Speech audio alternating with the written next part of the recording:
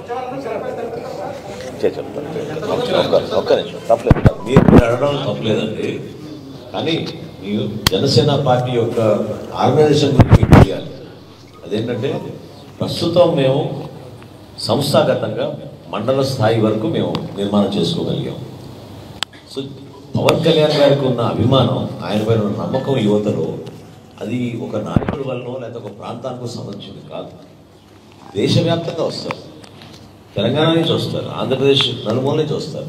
వీళ్ళందరూ కూడా కోరుకునేది ఏంటంటే చక్కగా వచ్చి ఆ రోజు పార్టీ అధ్యక్షులు ప్రోగ్రామ్ చూడాలనుకుంటారు. ఎక్కడ ఏ సందర్భంలో సరే మీరు పవన్ కళ్యాణ్ గారి కార్యక్రమం చూస్తే ఎప్పుడు మొబిలైజేషన్ అనేది ఉండదు. సో మీరు అడిగే ప్రశ్నకి సమాధానం చెప్పాలంటే మొబిలైజేషన్ చేసే వ్యక్తులకి చెప్పగలుగుతాం, ఇన్ని బస్సులు ఉన్నాయి, ఇన్ని కార్లు ఉన్నాయి కాబట్టి ఇంత అంచనా అని. లక్షల్లో వస్తారు ఖచ్చితంగా, లక్షలు. ఏమండి వచ్చి లక్షల్లోనే చెప్తున్నాను కదా, లక్షల్లో వస్తారు జనాభా. దానికి అనుగుణంగా అన్ని విధాలుగా ఏర్పాట్లు చేస్తున్నాం.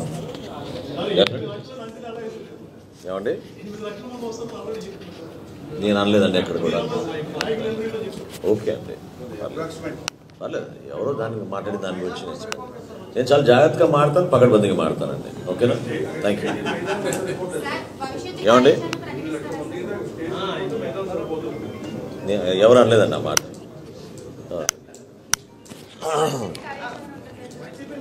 అన్ని ప్రశ్నలు మీరే అడుగుతున్నారు, ఇంకోళ్ళకి అవకాశం ఇద్దాం.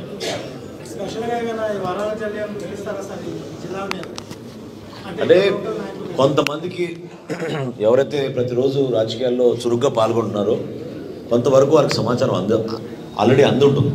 కానీ పవన్ కళ్యాణ్ గారు ఆయన పిఠాపురం శాసనసభ్యుడిగా అయిన తర్వాత ఈ రోజు వరకు పిఠాపురం నియోజకవర్గానికి ఊహించని విధంగా నిధులు తీసుకొచ్చారు, కొత్త కార్యక్రమాలు తీసుకొచ్చారు. అదేవిధంగా కాకినాడ జిల్లా గురించి కూడా మన ఉప్పడ నది సముద్ర తీరాన ఉన్న ఆ కోత గ్రామాలకు ఏవైతే గురవుతున్నాయో ఆ రహదారుల గురించి, ఇక్కడ రావాల్సిన పరిశ్రమల గురించి, ఇక్కడ రావాల్సిన మన పెట్టుబడుల గురించి అనేక సందర్భాల్లో సమీక్షించారు. ఈ వివరాలన్నీ కూడా తప్పకుండా ఆయన ఆ రోజు ప్రస్తావిస్తారు.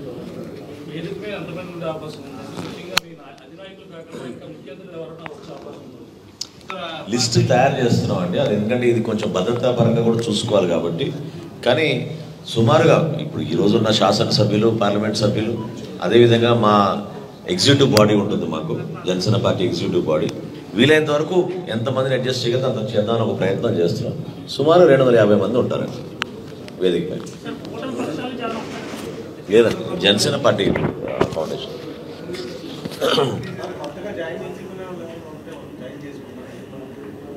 అది నిరంతరంగా జరిగే ప్రక్రియ అండి, నిరంతరంగా జరిగే ప్రక్రియ. సభ వేదిక పైన ఉండదండి, సభ వేదిక పైన ఉండదు. మా జిల్లా అధ్యక్షులు ఉంటారు, జిల్లా అధ్యక్షుల సమక్షంలో అనేక సందర్భాల్లో మేము జాయినింగ్స్ అనేది ఎప్పుడు జరుగుతుంది ప్రక్రియ.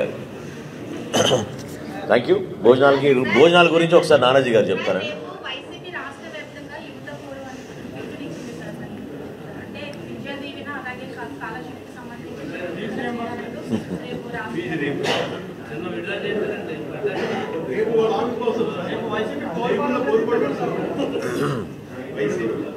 జైల్లోనా అధికారంలో 5 సంవత్సరాలు వాళ్ళు చేసిన దగ రాష్ట్రానికి ఎంత నష్టం కలిగిందో ఈరోజు పరిపాలిస్తున్నప్పుడు మాకు ఒక్కో సందర్భంలో భయం వేస్తుంది. అంధకారంలో నెట్టేశారు వ్యవస్థల్ని, కేవలం వాళ్ళ జేబు సంస్థలుగా వాడుకొని వాళ్ళకి నచ్చిన విధంగా కొన్ని కార్యక్రమాలు చేస్తున్నారు. అనేక సందర్భాల్లో కూడా మేము చెప్పుకుంటూనే వచ్చాం, పథకాలు అమలు విషయంలో పారదర్శకంగా నిజాయితీగా చేస్తుంటే ఎవరికి సమస్య వచ్చేది కాదు. ఎవరికి ఇచ్చారో కూడా తెలియదు, ఎందుకు పలానా కాలేజీకి ఎక్కువ ఇచ్చారు, పలానా కాలేజీ తక్కువ ఇచ్చారో కూడా తెలియదు. విద్యార్థుల్ని మోసం చేశారు. ఈరోజు విద్యార్థుల గురించి, యువత గురించి మాట్లాడుతున్నారు. సిగ్గుండాలి వాళ్ళకి. విద్యార్థుల్లో ఉన్న ఆందోళన ఈ రోజున కేవలం వైఎస్ఆర్సీపీ సృష్టి. అది వాళ్ళు పరిపాలన చేతగాక ఇంతమంది ఇబ్బంది పెట్టారు. తల్లిదండ్రులు ఈ రోజున హడావడిగా 36,000 కట్టండి లేకపోతే హాల్ టికెట్ ఇవ్వమంటే ఎక్కడి నుంచి తెచ్చుకోగలుగుతారు? ఎందుకు ఆ విధంగా వాళ్ళు వివరించారు? మార్చి 12వ తారీఖు కాదు, ఏ రోజైనా మేము సిద్ధం, ఎప్పుడైనా చెప్పానండి. యువత గ్రహించే ఇటువంటి ప్రభుత్వం ఉండకూడదనే సార్వత్రిక ఎన్నికల్లో తీర్పిచ్చారు. మొన్న శాసనమండలి పట్టభద్రుల ఎన్నికల్లో కూడా అద్భుతమైన తీర్పు ఇచ్చారు. అసలు భారతదేశ చరిత్రలోనే అటువంటి మెజారిటీలు లేవు. ఆ విధంగా యువత సిద్ధంగా ఉన్నారు. ఇది చాలా పొరపాటు. ఒక మంచి ప్రణాళికతోటి మేము కార్యక్రమాలు చేసుకుంటూ వెళ్తున్నాం. ఇచ్చిన వాగ్దానాలన్నీ కూడా ఆర్థికంగా ఎన్ని ఇబ్బందులు ఉన్నా వాటిని ఖచ్చితంగా మేము అధిగమిస్తాం. ఆ కార్యక్రమాలు చేసుకుంటూ ముందు తీసుకెళ్లాల్సిన బాధ్యత మా అందరిపైన ఉంది. ప్రభుత్వంలో మేము సమిష్టిగా కలిసి కూటమిలో భాగస్వాములుగా ఆ ఎవరైతే యువత పాపం ఆందోళన చెందుతున్నారో, ఎవరైతే ఉపాధి అవకాశాల కోసం ఎదురు చూస్తున్నారో వాళ్ళందరికీ పవన్ కళ్యాణ్ గారు ఖచ్చితంగా అండగా ఉంటారు.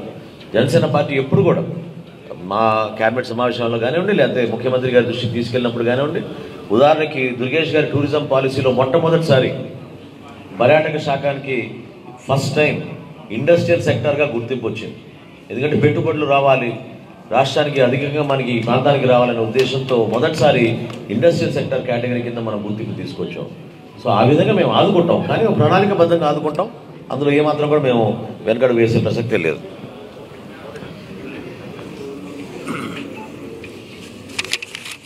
అంటే మీరు ఇందాక అన్న పాయింట్, ఒక్క నిమిషం, ఇందాక అన్న పాయింట్, మీరు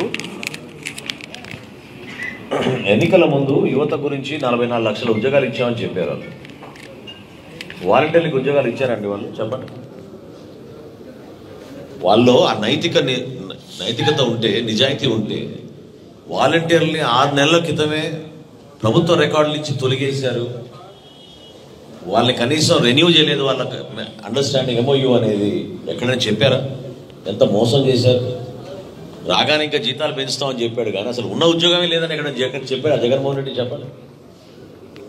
జగన్మోహన్ రెడ్డి గారు ఉపన్యాసాల్లో ఎక్కడైనా వాలంటీర్ గురించి ప్రస్తావించినప్పుడు పొరపాటున మీ అగ్రిమెంట్ టర్మినేట్ అయిపోయింది, మేము రాగానే మొట్టమొదటి సంతకం వాలంటీర్స్ అగ్రిమెంట్ అన్నాడా, లేకపోతే మొట్టమొదటి సంతకం వాలంటీర్స్ జీతాలు పెంచుతా అన్నాడా? అసలు మనుషులే లేనప్పుడు జీతాలు పెంచుతారు చెప్పండి. కాబట్టి యువత ఎవ్వరు కూడా మోసపోరు, వాళ్ళకి తెలుసు. అసలు వాళ్ళకి ఈ అంశం పైన మాట్లాడే అర్హత లేనే లేదండి. Thank you.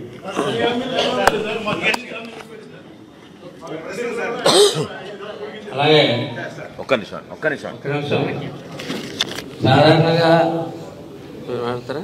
నువ్వే మాట్లాడు.